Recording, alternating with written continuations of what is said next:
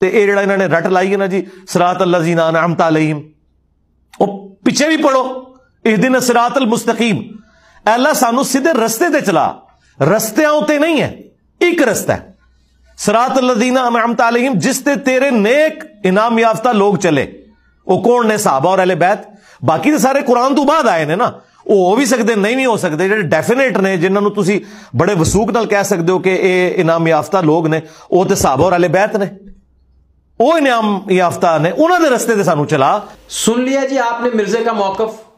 अब जरा हमारी गुजारिशात भी सुने और बिलखुसूस इसके फॉलोअर, इसके चाहने वाले, इसके मुहिब्बीन और इसके स्टूडेंट, उनसे मैं ये एक बात कहना चाहता हूं कि जिस तरह आपने इसको सुना है उसी तरह तसल्ली के साथ, इत्मीनान के साथ आप हमारी बात सुन लें और उसके बाद सोचें और समझने की कोशिश करें। अगर आपको कोई बात समझ आए तो उस पर अमल पैरा होने की भी कोशिश करें। बस ऐसा नहीं होना चाहिए कि इनको जब हम रिप्लाई कर रहे हैं या कोई इनको जवाब दे रहे हैं, इनकी किसी वाहियात का, किसी कुफरियात का, किसी तलबीस का, तो जैसे ही हम उनको जवाब देना शुरू करते हैं तो जाहिर है कि जिस किस्म का लबो लेजा वो इख्तियार करता है, वो लबो लेजा फिर हमें भी इख्तियार करना पड़ता है। तो फॉलोवर हजरात परेशान हो जाते हैं, वो मुस्तरिब होने लगते हैं और एक अजीब सी कैफियत उनकी हो जाती है।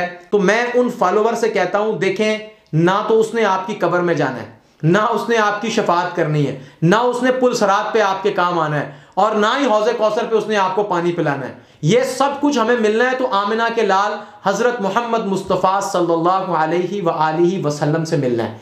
लिहाजा इतने इमोशनल होने की जरूरत नहीं, जहां उसको सुना है वहां हमें भी सुन ले, और सुनने के बाद फैसला कर लीजिएगा कि किसने बात सही कही है और किसने दजल और फरेब किया है। अब देखें, इसने जो आयत पढ़ी है ना जी कुरान मजीद की, बहुत सारी वीडियो में ये आयत पढ़ता है, और जब पढ़ता है ना जी अनअमता अलैहिम, तो साथ ही कहता है ऐसे तो पिछली आयत भी पढ़ो जरा। अच्छा जी, वो आयत क्या है जी? इहदिना सिरातल मुस्तकीम, ऐ अल्लाह हमें सीधे रास्ते पर चला।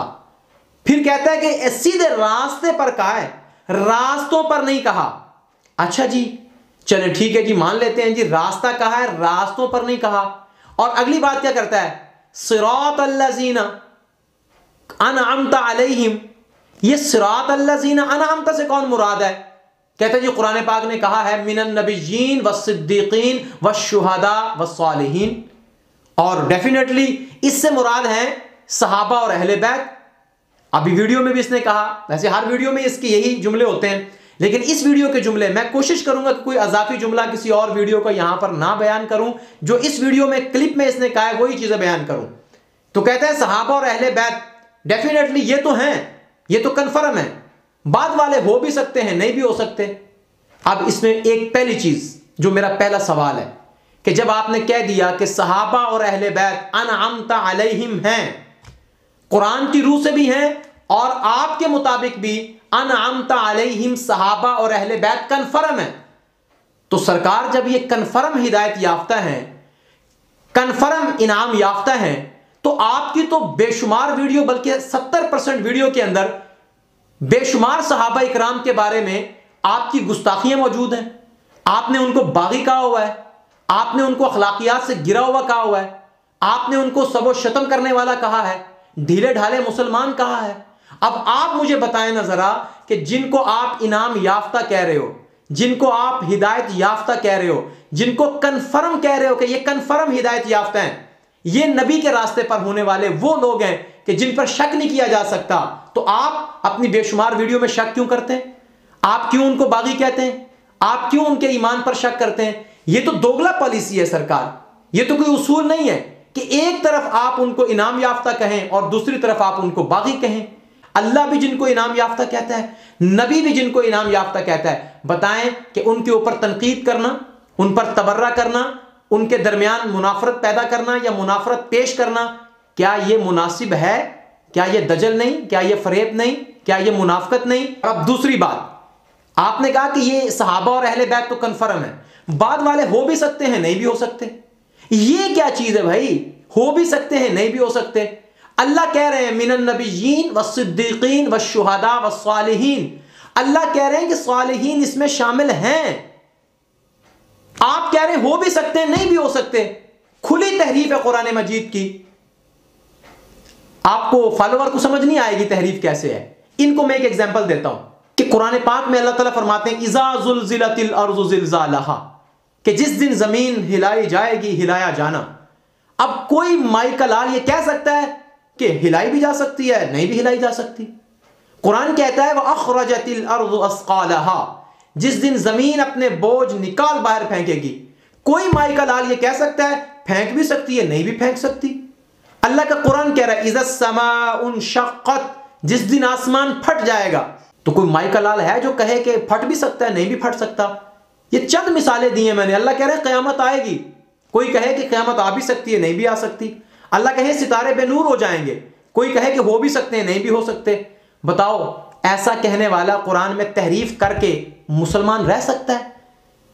आपको समझ नहीं आई थी ना, मैंने समझा दिया आपको पता नहीं चला जब उसने तहरीफ की है। लेकिन जब मैं बता रहा हूं कि यह तहरीफ है और कुरान मजीद से सैकड़ों मिसालें दे सकता हूं। अब आपकी मर्जी है कि आपने उसको सही समझना है या कम से कम यह सवाल उससे करना है कि तुमने कहा कैसे कि हिदायत याफ्ता हो भी सकते हैं, नहीं भी हो सकते।